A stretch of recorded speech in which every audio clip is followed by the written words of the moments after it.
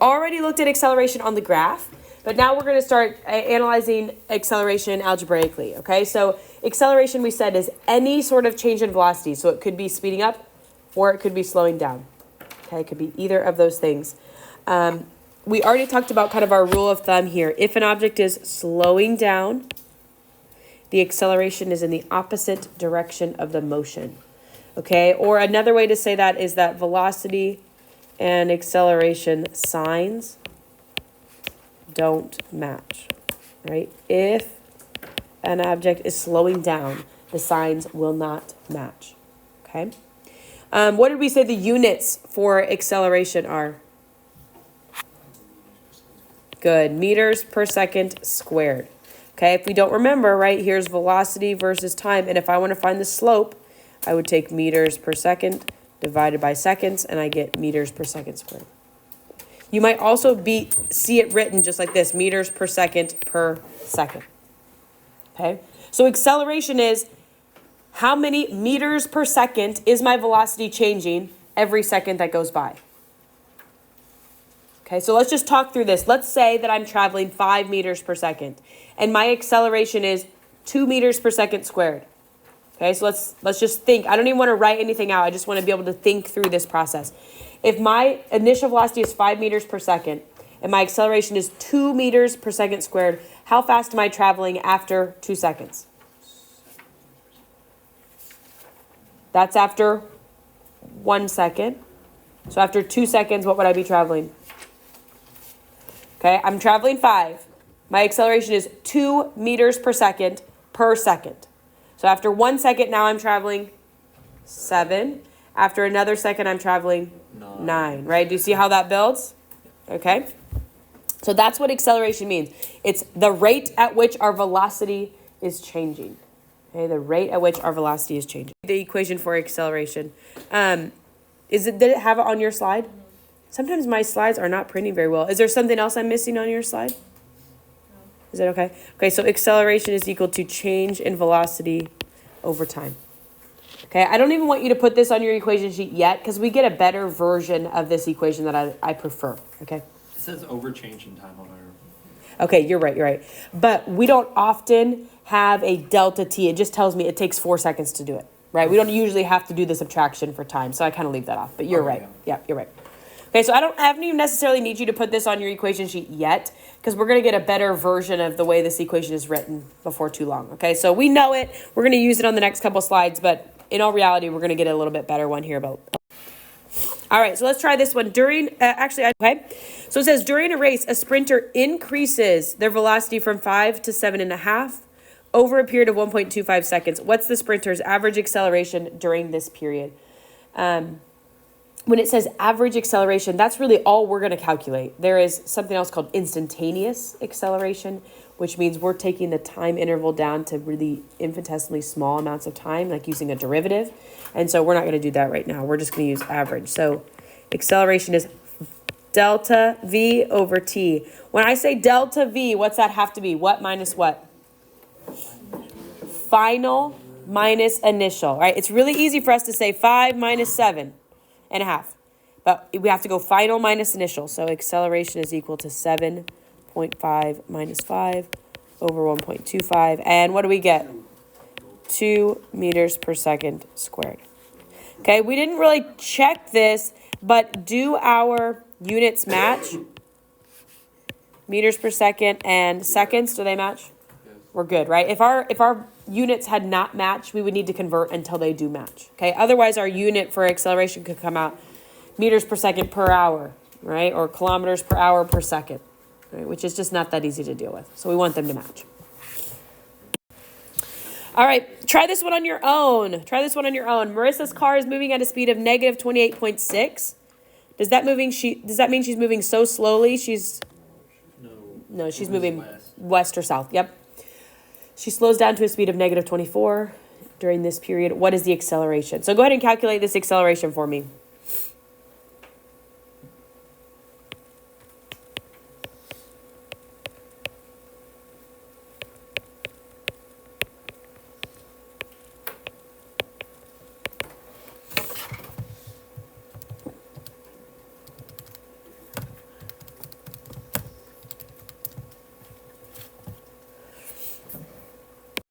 Did we remember the double negative there? Right? We're not just saying minus 28.6, it's minus negative 28.6, which then turns into a positive. So for our final acceleration, did we have somewhere around 1.4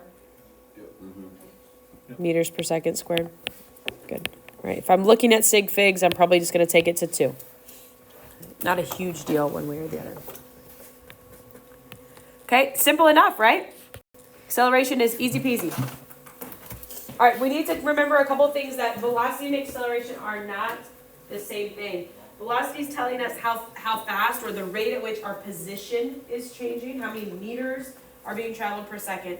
And acceleration is telling us the rate at which our velocity is changing. So what's our velocity change per second? Okay, let's try this one together. It says a car is moving 75 kilometers per hour and comes to a stop in 5 seconds. What is the average acceleration? Okay, do we have any red flags here? Right, it's just, they don't match. So let's go ahead and take our kilometers per hour and put it into meters per second. Do you remember our shortcut to do that? It's, yep, divide by 3.6. So that's our shortcut. We divide by 3.6. Okay, so 75 divided by 3.6 gives me 20.83 meters per second.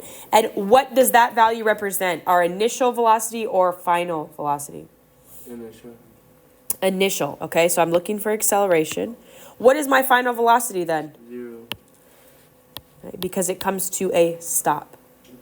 Okay, so my final velocity is 0. Oops.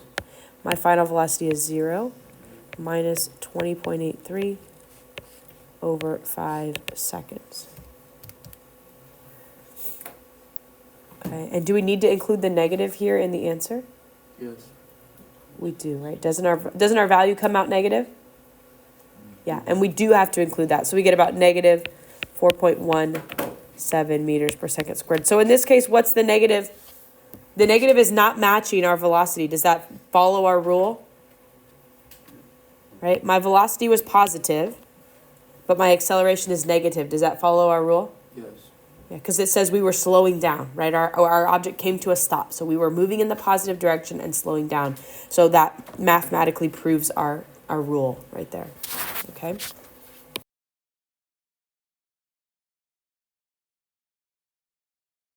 They write it like this. Vx equals Vxo plus Axt. What do you think the x represents here? What do you think the x represents? Just like we talked about with displacement. What do you think the x represents? Not time, but in displacement, we said we could label displacement with an x or a y. So x, in this case, represents that all of this motion is horizontal. Okay, this is an equation for horizontal kinematics. Now, do I think we need to write the x in every single time? No. Okay, but they do that, so I want you to be familiar with it. And what this, the way I would write it would be this. V equals VO plus AT, right? That's really as simple as it needs to be. Okay, what do you think this little 0 represents? Any thoughts? It means velocity initial. Initial. The 0 represents time 0. Okay, and so that's how AP represents it. So I'm going to do my best to use that exact variable so we feel comfortable there. Okay, but V is velocity final. Okay, so you might want to even write these out. This is final velocity. This is initial velocity. This is acceleration. And this is time. Okay, so here is our base equation. If you want to write that equation on your equation sheet, you could. You should. This is the first of our big 3. So if you're making your own equation sheet, I would put this under the category of kinematics. And then I would write that first equation, V equals VO plus AT. Right? If you're going to make your own equation sheet, I would put this one on there under the heading of kinematics. How would this equation look different if we were studying the vertical instead of the horizontal? We would just have y's right here, right? And so that's why I don't feel the need to write the x or the y, because we'll always know, like, if we're dealing with this equation, we're going to use vertical ones or horizontal ones. I don't feel the need to do that, but I just put it there because it says AP does. Okay, so if you're going to make your own equation sheet, that we need to start with that. And we're going to have 3 of these kinematics equations. This one is like what I call the first. Okay, so you'll hear me refer to this equation as your first kinematics equation. Okay, it's the first one. Okay, I want to show you one more thing here. This equation, in comparison to the one we just got, I want to see if we see the connection here. What is delta V again? Remind me what delta V stands for. Okay, it would represent final velocity minus initial velocity over time. Okay, so now if I do this times time times time, now I'm left with A times T equals V minus V sub O. And look, I can just rearrange this. And I get V sub O plus A times T equals V final. And doesn't that look exactly like the one we just got? Okay, so that's the reason I say you don't need to necessarily have this one written down, because we'll use this one more. Okay, so that first kinematics equation is the exact same as the one we just did. It's just rearranged and written out in a simpler format. Okay, so let's try one. A bus is traveling 30 kilometers per hour and it speeds up at a constant rate of 3.5 meters per second squared. What is the velocity at 6.8 seconds later? Okay, so we're getting into a few more variables here, a few more numbers. I like to make a list of what we have. So 30 kilometers per hour, is that my initial velocity, final velocity, acceleration, or time? Initial velocity. So this is V sub 0 is 30 kilometers per hour. Do we see a red flag with that? We want to go ahead and convert that to meters per second. So let's do that. So 30 divided by what? What's our shortcut? 3.6 gives me 8.33 meters per second. So that's my initial velocity. It speeds up at a constant rate of 3.5. That must be what? Acceleration, 3.5. What velocity is it at? So that means we are solving for final velocity. That's my question mark. And then my time is 6.8 seconds. Okay, I'm going to really encourage you to make that list every time we do a problem.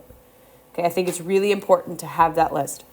Then we can go look at our equation sheet and say which one we need. Well, we only have one equation on there, so probably that one. Okay, but when we have more, we're going to have to figure out what equation can we use. Well, I know I'm looking for final velocity, so I'll use that one. V equals 8.33 plus 3.5 times time. And so what do we get for our final velocity here? 32.13 meters per second. Unless the question specifically asks me, I don't need to put it back into kilometers per hour. Okay, unless I'm specifically asked about that, I should just leave it. Okay, easy enough? Okay, oh my goodness, I don't know what's happening with my PDF here, but it's freaking out. Okay, so this is my second kinematics equation, yes? X equals X sub O plus V X O T plus 1/2 A X T squared. Right, again, this is how AP writes it. The one you have on your sheet is probably the way I used to, but I'm going to do my best here. So again, we're going to keep X equals X sub 0 plus V O T plus 1/2 A T squared. This is how I would write it, right? I don't need the little mini x's because I know I'm dealing in the horizontal direction. So if you're going to put that on your equation sheet, that's what I would do.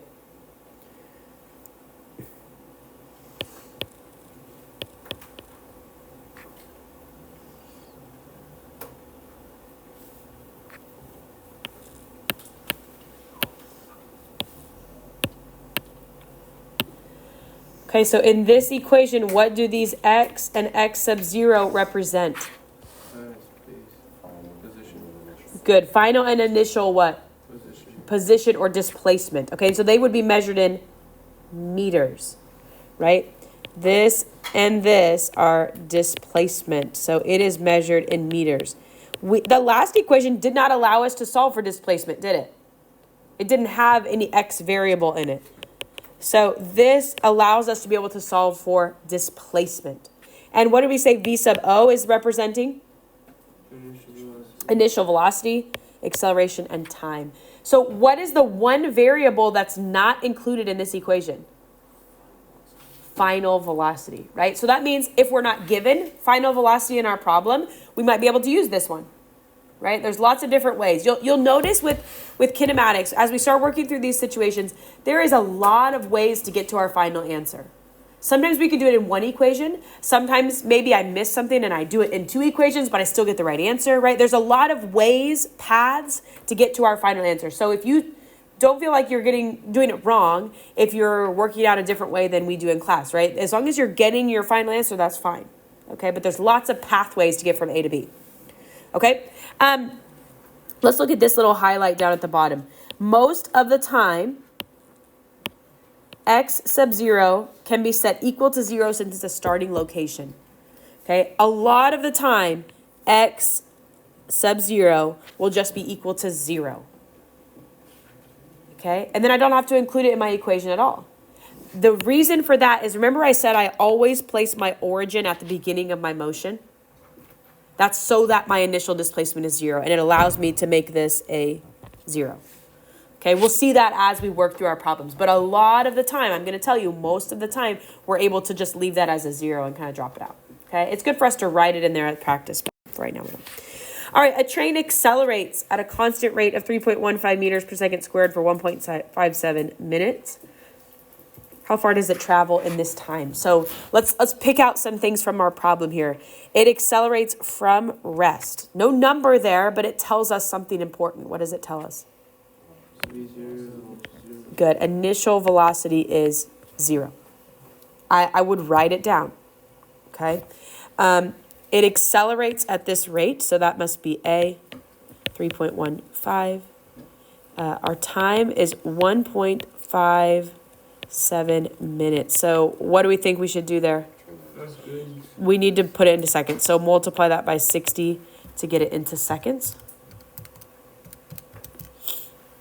And it gives us 94.2 seconds. All right, and then the question is asking us, how far does it travel during this time? So what variable is that representing?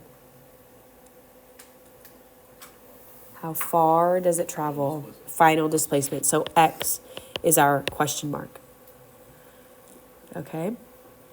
So now I've got to look at my equation set and say, can I use my first kinematics?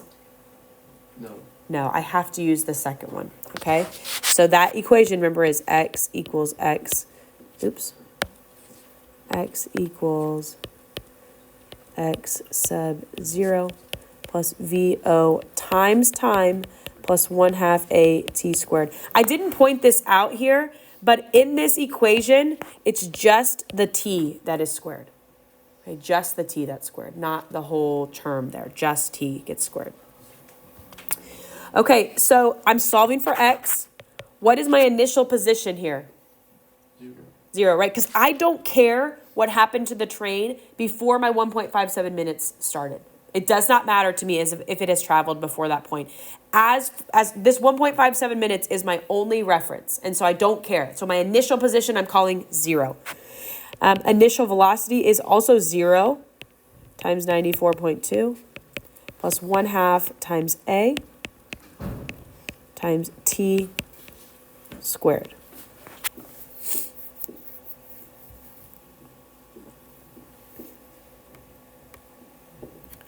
All right, what's anything times 0? 0, right? So this goes away, this goes away. Okay, so I'm going to go 94.2 squared times 3.15 times 0.5. And I get an x value .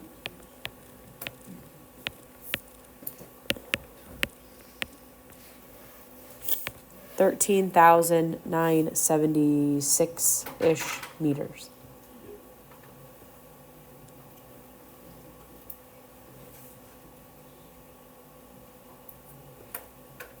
Okay. Are we good with the math and the algebra that goes with that? Simple enough, right? Let me ask you this question. This problem represents a train. What if it was a ball that was rolling and it had this exact parameters?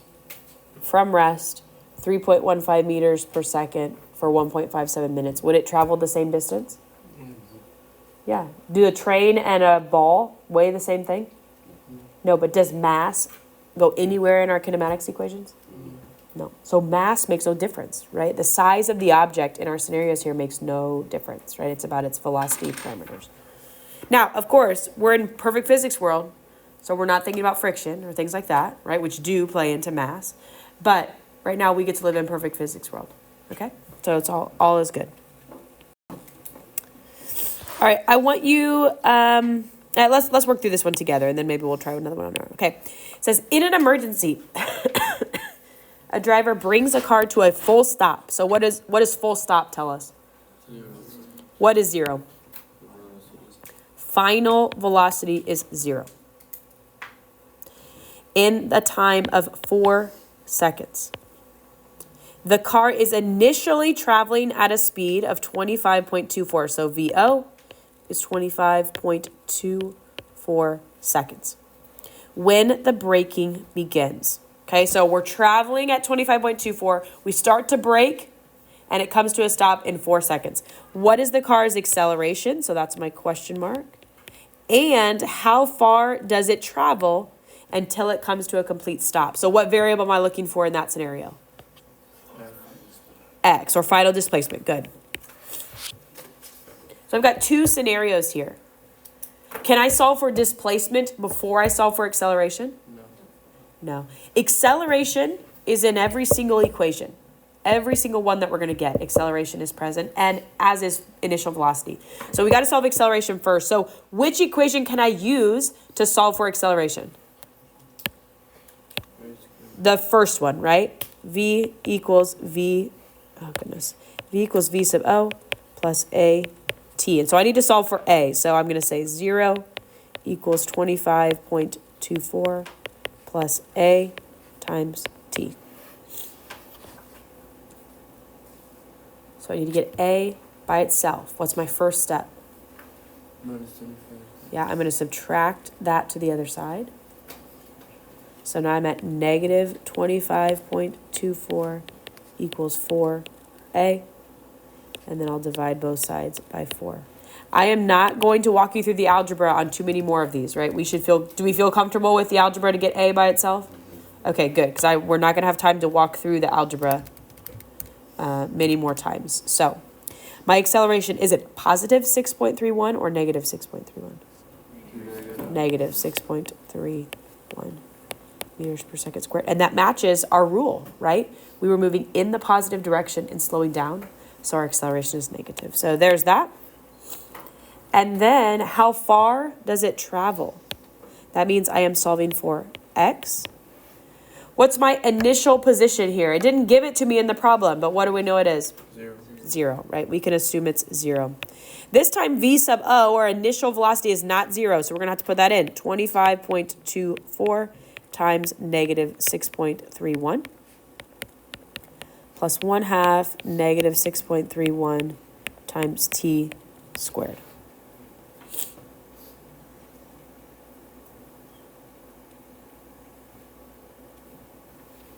We did okay? Did I write something down wrong? I'm seeing some funny looks. Yeah, Ethan? Isn't it supposed to be time instead of negative 6.3? After 25. Yes, you are exactly right. Thank you. I did write this down wrong. Thank you. Yep, you're right. I accidentally wrote VO times acceleration, but it's VO times time. Thank you.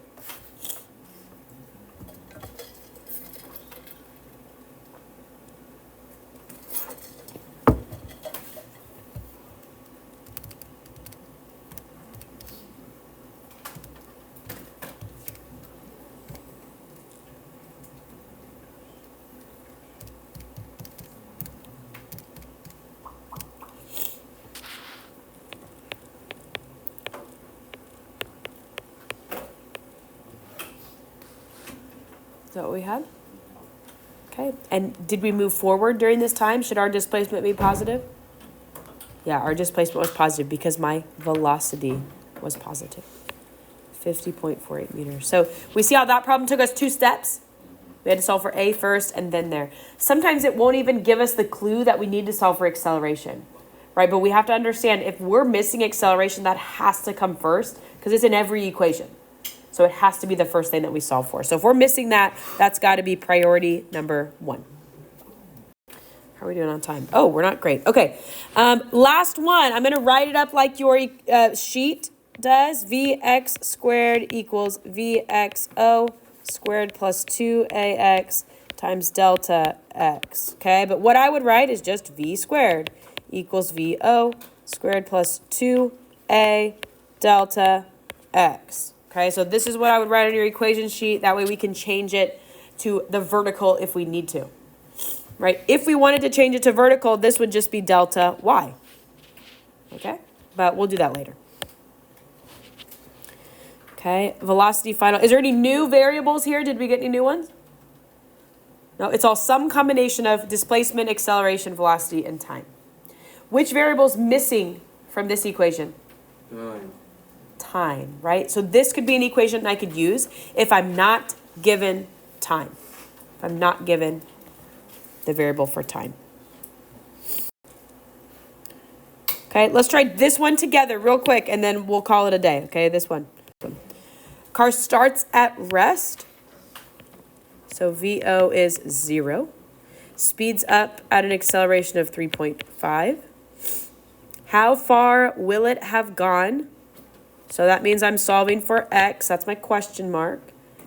When it is traveling 25 meters per second. Okay, are we good with making the list? I think that's sometimes the hardest part of our problem here is picking out numbers. How do I know that this represents velocity? Right, I can tell from the unit. Right, I can tell from the unit what it represents. So if we can remember what unit goes with what variable, it makes it a lot easier for us. Okay, so our equation is V squared equals VO squared plus 2 times A times delta X. Okay, so X, we know, delta X is X final minus X initial. But what do we know X initial is always? 0. If this is always 0, then do I need to bother including that?